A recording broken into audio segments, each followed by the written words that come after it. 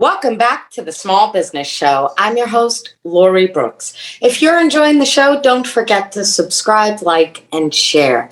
This week, I had the pleasure of chatting with Latoya Winstead, founder of Brown Girl Logistics. Latoya, welcome, and thank you so much for joining us today. Thank you for having me. I really appreciate it. Certainly, we are super excited to dive into your journey. Today, we have Jeff Peale, my co-host with us, also known as Mr. Marketology. He is a marketing strategist. So Jeff, hello to all. Thank you. Definitely. Thanks for having me back, Lori. You haven't fired me yet. No, not at all. We enjoy having you, Jeff. Thank you. So what we'll do is we're going to go ahead and dive into your story, Latoya. But before we get there, we want to rewind the clock just a bit. Let's go back to the days of junior high or high school.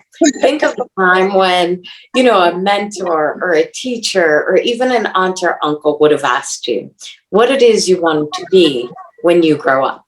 What was the answer to that question? Wow. I back then it was just to get my family out of where we were at the time.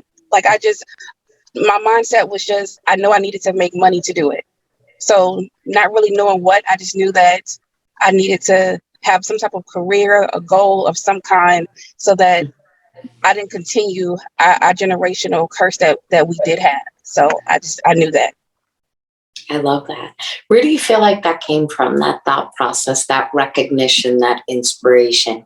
Because there's a lot of people out there who are in those positions where they need the income to move forward from the position that they're in. However, don't necessarily recognize that income is necessarily that key or that piece that might be able to help them turn over a new leaf. What was it for you that made that provided that clarity? Probably my mom. My mom was a single mother raising 3 children, and her hustle is remarkable. I don't think I've known a person who has worked as hard as she has or did. But at the same time, in our community, we're not taught a lot of things about credit and how to build that and generational wealth and those kind of things. So what we do is we break our backs trying to provide for our families, and we never get to that intended goal. And I didn't want to have that for my children. That's just not how I wanted that to be, especially when I got older and understood how life in itself works. But it started with my mom. She is an amazing woman. I love that. I love when moms are the inspiration. Maybe I'm biased because I am a mom, but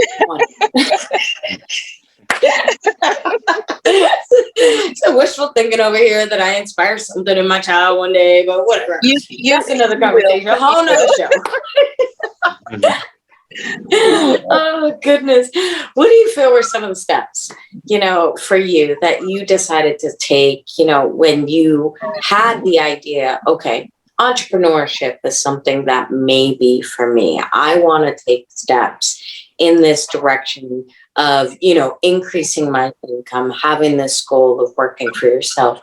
What was it that you felt like you did first? What I did, the thought process behind it was, why am I going to work for somebody every day, just mad going into work? Like, this could not be what I'm doing every day. I am working too hard and too long of hours to build somebody else's dream. Like, what do I want to do? So I've before I stepped into the logistics side, I didn't really know what I wanted to do. But then when I got older, I knew that trucks have been a part of my life for a very long time. And so then it just started from there. And then when I decided to actually step into just taking this serious of my logistics company, was because I've had 14 years in this industry, 14 and a half years actually.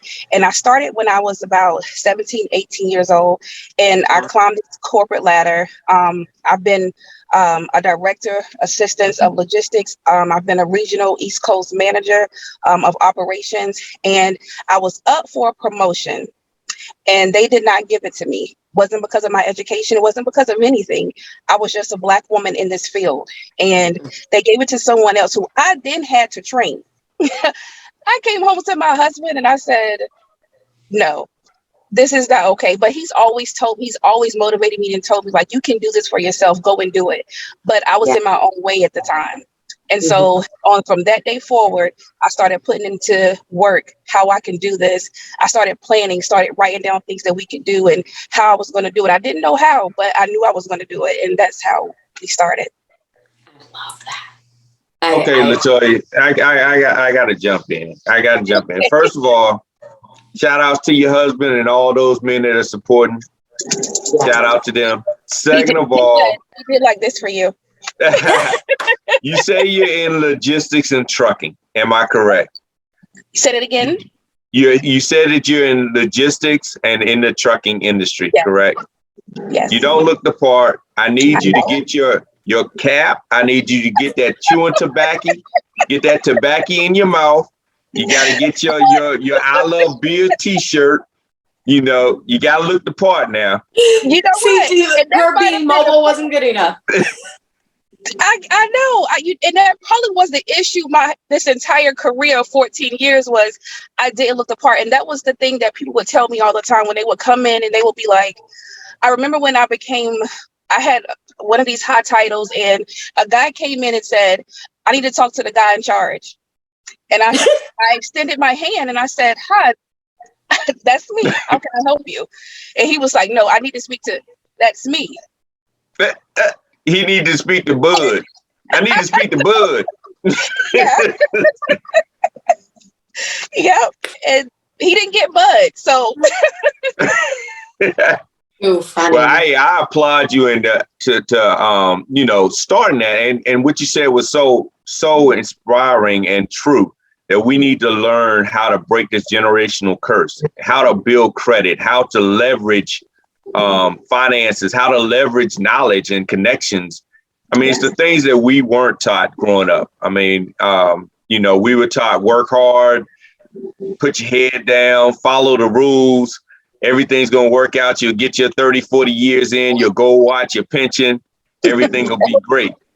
But, and then behind the scenes, everyone else was taught, own the business, find yourself some workers and work them to death. And so it's good that we're finally opening up our eyes and saying we need to be owners. We need to be pretty much the masters, the lenders, and not the ones that are the employees, the slaves, or the borrowers. And that's really it. But I also want to credit you with bringing out the concept of opportunities existing everywhere. So, it was something that your husband brought to forefront for you, with the concept of you being capable of doing this for yourself. And sometimes that's what it takes, is really having someone else in your corner to make you take that step back and look at the right direction that you should be headed towards, because sometimes we're so clouded and so busy with what we're doing, we can't see it for ourselves. So kudos to him for helping you to take that moment to recognize that this was something that you could make for yourself. Because sometimes we'll get into those moments where, you have this opportunity where you should have had X, Y, and Z presented to you, but it wasn't, because the world is what it is. But it doesn't mean that was a negative in life. That was a positive, because it opened the door for the recognition that opportunity truly did exist for you. So, yeah. Now I want to know, how did you get around, I would say, the normal people that were saying, you're trying to get into what field and do what? Why don't you do this, or why don't you do that? I mean, I'm sure you had a lot of friends and family and people that meant well, but they were like, you want to do what? Why don't you do this? Why don't you, you have a good job, girl. You need to just, keep doing that. How did you get around that? Because that's something that entrepreneurs go through a lot. Mm-hmm. I have a few mottos, but one of them is everybody is not supposed to know your vision or accept your vision because it's not theirs. Their dream is theirs, whatever that may be, and yours is yours. And you can or can't respect what somebody else is doing, but that's still their choice. And this was my vision. And if I would have let what anybody would have said, oh, well, you're making $40 or $50 an hour, why would you just throw that to the side? Well, one, because this is the vision that has been put in front of me. And I'm going to follow that because I can't go back to, oh, well, dang, I wonder what would have happened if I can't. So all I can do is say, well, if it doesn't work, I know that I tried my best. And I can go back to that drawing board and see where I may have messed up at to try to fix those things, but not doing it because of someone else. That has never been something that, well, obviously because of this career path I've been in, has been something that I've done, listen to what somebody else has told me to do. So that's me. It's my vision and it's my dream. And regardless of who doesn't support it, you have to stick it out. And that's what I do. And that's why your drive and your why has to be so important. Because if the why is just because you want to make money, it's realistically not going to help you. There's got to be an underlying cause, an underlying why, an underlying drive that actually makes you get up every single day, that actually makes you work towards doing what you're doing on a regular basis. If you don't have the will or the drive and understand that why behind the what you're doing, the motivation can disappear rather quickly.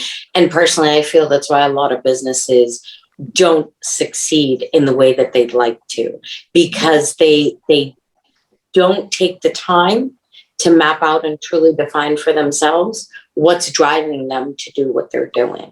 So, right. And it's a passion, I think, too. Like I've loved trucking since I was a little girl. My uncles have drove truck.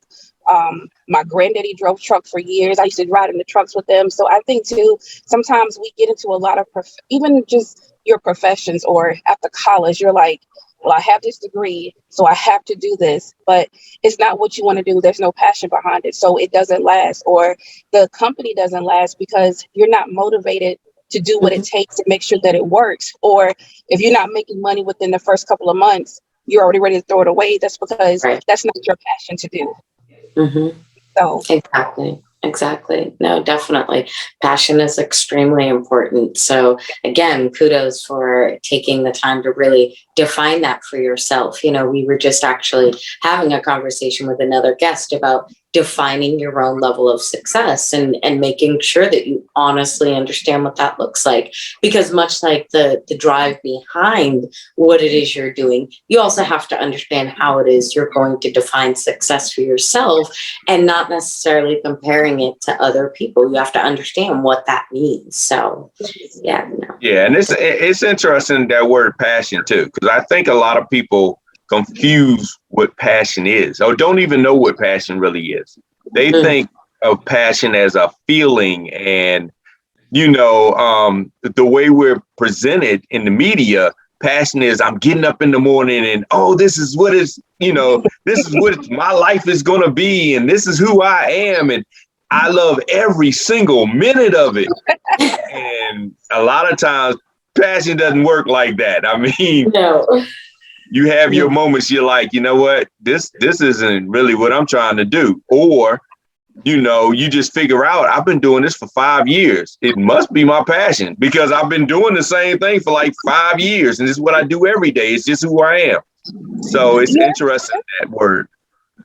Yeah, I think too. But sometimes some people get content as well. Like if they are doing something for a long period of time, it becomes a contentment and not something that they still don't want to do. But it's comfortable and it's familiar. But I think passion and love can be one and the same, because I think just like love for me is a choice that you make every single day. When you love someone, you don't love them just because you're happy that day or he or she is doing what they're supposed to do that day. You love them because it's a choice that you make constantly. It's a conscious decision to actually do and make sure that you're doing it right. And so the same thing with a passion. It's not always going to be what you want it to be every day. So you still got to make a choice to say, this is what I know this is what I need to do. I know this is what I want to do. And I have to go forward and keep going. Even when it doesn't look like it's going well, you have to trust that process and trust what you're putting into it. So, yeah. Definitely. Do you have any tools or tips that you feel like you personally might use to help you push forward or to keep you in the right frame of mind as you're moving forward through those moments that we all experience of, events or activites or tasks in our different various practices that we don't feel like doing? Only thing that keeps me going is my daughter and my husband and I'm pregnant now. So congrats. Thank you. It's doing this for them because, like I said in the beginning, generational wealth is important to me, and I don't want her to have to go through what we consider having to struggle, because that's what her family has always done.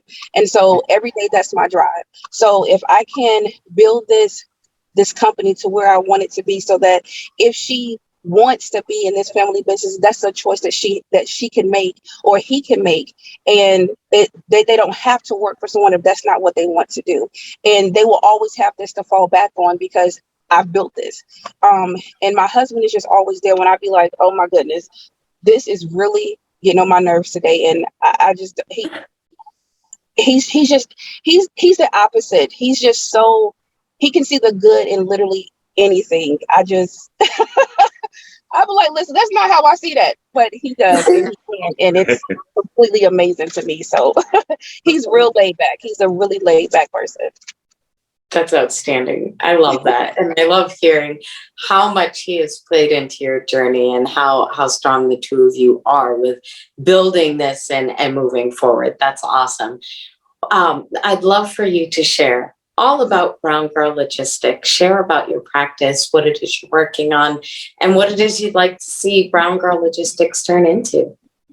Well, Brown Girl Logistics is my baby. We started this because, like I said, I love trucking, and I knew that I wanted to do something in this industry, but a lot of people think that the only way to get in the industry is by driving a truck. And because I've worked in different areas of it, I knew that wasn't the case. So I was like, I have a lot of different pieces of this. What do I want to bring out of this? So a piece of it is I'm a carrier of one side, and I move freight around the state of North Carolina. And then I also provide mentorship and training for people who want to come into this industry. So if you want to become a carrier, a fleet owner, a dispatcher, a freight broker, any of those things, I teach you how to do that. And I train you, and I hold courses and classes on how to do that. I'm trying to now expand my business so that I can have a complete dispatch side and hire people just on that side of my business to dispatch owner operators and small carriers, since one, I know how carriers think because I am one. And then just to keep building and also provide, jobs for our community. So they, people can have a job and things like that. So that's where my mindset of how I want to continue to build this company. And like anyone, you do want it to be financially successful and things of that nature. So my goal is by next year, I want to have, I want to have 10 trucks by the end of next year. So that's what my goal is at this moment. So hopefully I can oversee that, but I definitely want to do that. And so, so anyone who needs mentorship, any of that kind of thing, I do all of those mentor trainings. I have one subscription that's a rebuild and rebrand, because sometimes we get into this industry with no knowledge and it fails. And I help you rebuild that and rebrand, because sometimes people go in it, they don't have any business plan at all. I don't know how they think that works, but they do that. And we don't have a place to start to figure out where you may have failed at, because there was no plan that was ever set forth. And so, I help them rebuild, to rebuild. So that's a lot of the things that I do. Like right now, the course that I was speaking to you about is coming up November 13th and November 14th. It's a 2-day live course that it's just like it's going to be like a classroom. So it's going to be a bunch of people, but we're going to be virtual. I'm going to be teaching you those 2 things of how to get into the industry. And it's hands-on, interactive, and it's going to be a good time. And so that's what I'm working on now. And then after that, I'm not sure. My baby will be born. So yay. Not sure. When are you due, if you don't mind my asking? Oh, no, I am due in between December and January. So, so we'll see how that works out. So, well, congratulations. That is exciting news. And we look forward to seeing many, many pictures in the near future. No, but I absolutely love what you're doing. You are coaching and consulting to help others get into an industry that is not widely known and definitely not widely infiltrated by Black female on any level. So kudos to you for, being in the industry and recognizing that this is something that you wanted to help open doors to. And then not only that, you're not only, coaching and consulting, but you're creating opportunities on top of it. So, giving back in the ultimate form and making sure that those opportunities exist. You recognize that the opportunity for you to provide opportunity existed, and that's what you're working towards. So please don't ever hesitate to reach out or let either one of us know if there's any way that we can help you in accomplishing that goal. I look forward to helping you share your story far and wide. But I'd love to know, of course, if you had the ability to go back, say 10, 15 years and tell yourself just one thing, what do you think that would be? It's going to be okay. That's what I would say. I've been through a lot, so that would be what I would say. It's going to be okay. Right now is not, it is not defining what's going to happen in your future. You don't have to stay where pain meets you. You can get from where pain is. And that's what I would say. It's going to be okay. I love that. That's great. Great advice. That should be your alarm clock when it goes off in the morning. It's going to be okay. It's going to be okay. Yep. Get out the bed. It's going to be okay. It's going to be okay. One of my girlfriends used to say the phrase, "It gets greater later," all the time. And it gets greater later. And I have adopted that phrase ever since. So I will give a shout out to my wonderful girlfriend, Jeannie, for that. It gets greater later. So, yeah. And I'm so excited that you've opened up other opportunities. I mean, like whenever you talk about truckers, and I know a few truckers, you only think about the drivers. And you only think about those that own the truck or those that basically lease the truck by working for somebody else. And the ones that lease the truck by somebody else, they're like, oh, it's a pain because they control half my income, if not more. And I've got to do this and that on their schedule. And then those that own the truck say, well, it's a pain because all these truck repairs I have, and you don't understand what I got to go through. And you're like, yeah, but there's other things within this industry that you can do, and you can still win without being on the road all the time. And so, I think that that's something that we need to really embrace, that there are other opportunities. Stop thinking inside the box. And there's so many other opportunities out there that can be created if you just open up your mind. And that exposure is key. And with you exposing others that have coming up through your ranks, you're exposing them to other ways of doing business that doesn't just put us into one little small box. So Yeah, that's there's good. there's so many parts of this that doesn't include driving truck. Like if you have any type of accounting or if you have tax experience, there are so many carriers and owner operators who don't know anything about how to get their accounting. You can be an accountant just for truck drivers. That is a booming part of this because they need that. When it comes to taxes, a lot of them don't know what to put on their taxes, how to do it, to know that their office in their home is something that they can write. Like they don't, these things they don't understand that one can bring them in more money if they would, Yeah. if they're doing it properly. You can provide back office support and compliance. Back office support and compliance is major, is huge because with the FMCSA and DOT regulations and all the regulations and paperwork and audits that you have to go through, a lot of owner operators don't know when it's coming, what paperwork is needed, how to file it, any of those things. So that's something else. If you're good with organization and good with, customer service, and that's something else that you can put out there to start our own business about.